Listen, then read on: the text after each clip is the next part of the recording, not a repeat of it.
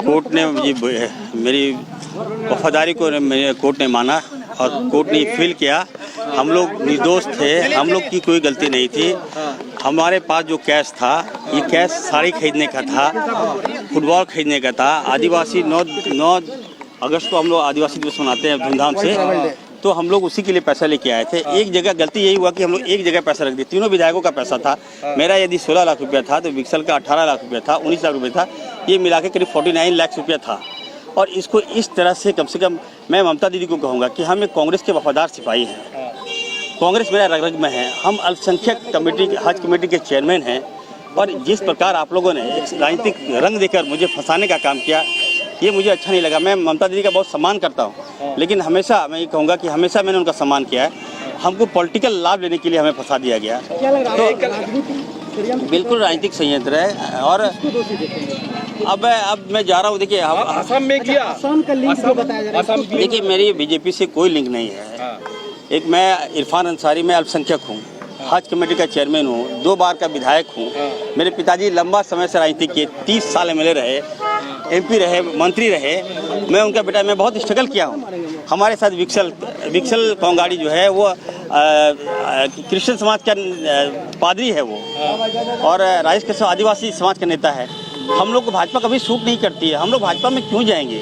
लेकिन मैं ये कहना चाहता हूँ कि जिस तरह से हम लोगों को फंसाया गया है, हम लोग आला कमान को हम लोग जवाब देंगे। एक कांग्रेस एमएलए कंप्लेन किया कि आप बीजेपी से गवर्नमेंट गिराने के लिए देखिए, कोर्ट ने मेरी वफादारी को कोर्ट ने माना और कोर्ट ने फील किया। हम लोग निर्दोष थे, हम लोग की कोई गलती नहीं थी।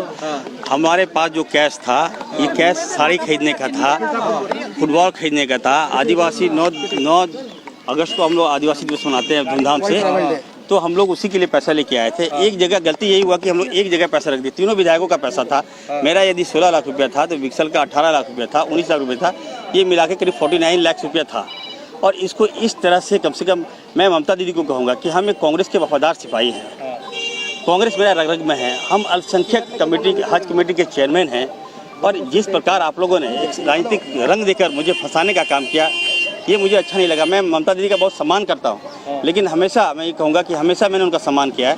हमको पॉलिटिकल लाभ लेने के लिए हमें फंसा दिया गया। तो बिल्कुल राजनीतिक षड्यंत्र है। और अब मैं जा रहा हूँ। देखिए, असम में किया, असम का लिंक जो बताया जा रहा है। देखिए, मेरी बीजेपी से कोई लिंक नहीं है। एक मैं इरफान अंसारी, मैं अल्पसंख्यक हूँ, हज कमेटी का चेयरमैन हूँ, 2 बार का विधायक हूँ।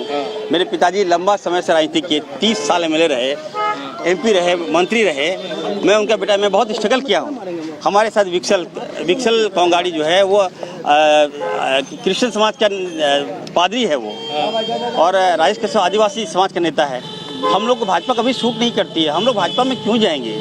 लेकिन मैं ये कहना चाहता हूँ कि जिस तरह से हम लोगों को फंसाया गया है, हम लोग आला कमान को हम लोग जवाब देंगे। एक कांग्रेस एमएलए कंप्लेन किया कि आप बीजेपी से गवर्नमेंट गिराने के लिए 3 आर नहीं